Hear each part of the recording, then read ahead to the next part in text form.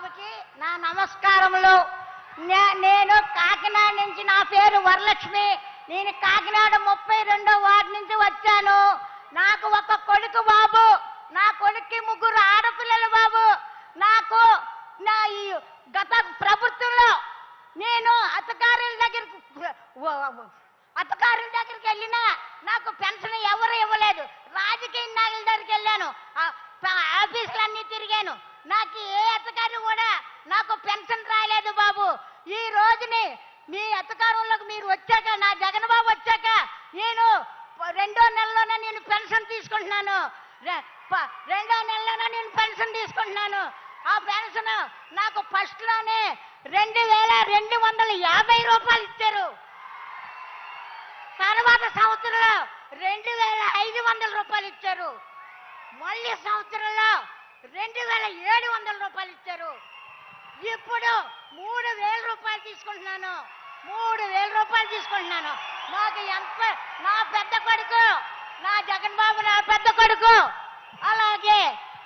అలాగే తెల్లవారేటప్పటికి 1వ తారీఖు వచ్చేటప్పటికి వారంటీసు తలుపు కొట్టి మాకు పెన్షన్ మా చేతిలో పెడుతున్నారు. అలాగే కాదు బాబు, నువ్వు ఇది వరకు బాబు మమ్మల్ని లైన్లో పెన్షన్ తీసుకునే వాళ్ళకి లైన్లో ఉండి, ఎండలో ఉండి మొక్క తిరిగిపోయినా ఎవరో పట్టించుకునేవారు కాదు. అలాగే ఎప్పుడు ఇస్తారో కూడా తెలిసేది కాదు పెన్షన్. ఇవాళ రేపని వాయిదాలేసి ముసలి వాళ్ళని ముడక వాళ్ళని తిప్పేవారు. ఈ రోజున బాబు 1వ తారీఖు వచ్చేటప్పటికి మా పెన్షన్ మా చేతిలో పెడుతున్నారు.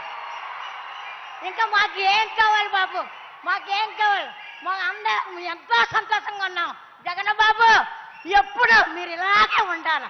జగన్ బాబు ఈ రోజునే మీరు పాదయాత్ర చేసినప్పుడు మాలాంటి వృద్ధుల్ని చూడగానే ఆగిపోయి మమ్మల్ని మా ఊగచామాలు తెలుసుకొని, అమ్మ నేనున్నానని మాకు మాట ఇచ్చారు. మాట ప్రకారంగా మీరు నిలబెట్టుకొని మీరు ప్రతిదీ కూడా మాకు అందించారు. ఈ రోజుని నా పిల్లలు చదువుకుంటున్నారంటే నా పిల్లలు విద్యాదేవుని వసదేవుని నా పిల్లలకి అందిస్తున్నారు. నా పిల్లలు చక్కగా చదువుకుంటున్నారు బాబు. అలాగే ముసలోళ్ళు ఉంటే ఇల్లు ఇవ్వనివ్వరు. ముసలోళ్ళు ఉంటే ఇల్లు ఇవ్వనివ్వరు. అయితే నా జగన్ బాబు వచ్చాక మాకు ఇల్లు స్థలం ఇచ్చారు. ఈ రోజున మేము ఇల్లు కట్టుకుంటున్నాం. ఈ రోజుని మేము ఇంట్లోకి వెళ్ళబోతున్నాం. ఈ రోజు మాకు సొంత ఇల్లు ఉంది. ఈ రోజు మాకు సొంత ఇల్లు ఉంది. మా జగన్ బాబు ఇచ్చారు. మాకేం భయం లేదు.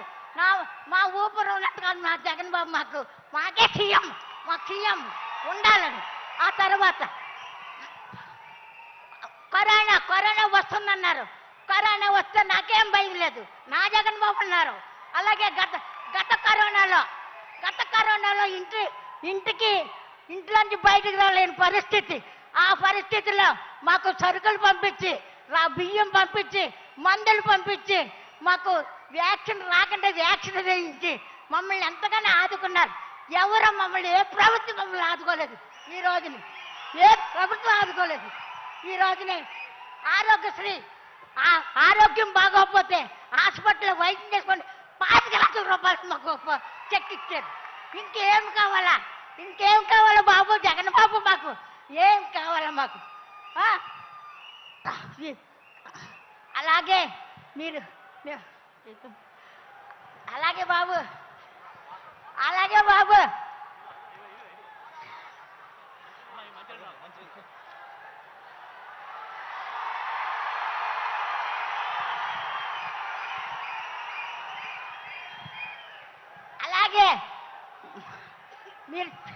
మీరు మాట తప్పను మనవ తప్పునన్నారు. ఆ ప్రకారంగా మాకు అన్న ప్రకారంగా మాకు ఇచ్చి తీరుతున్నారు ప్రతి వస్తువుని. మాకేం భయం లేదు.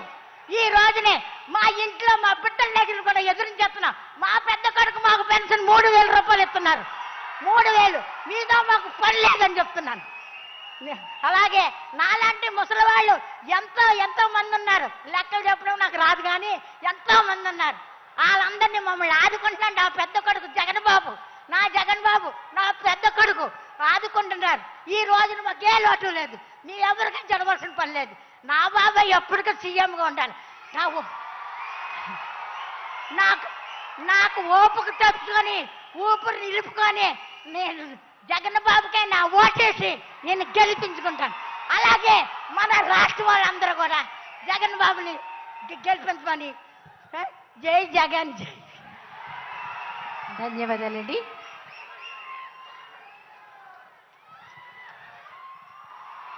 మరొక లబ్ధిదారిని మాట్లాడవలసిందిగా కోరుతున్నాం.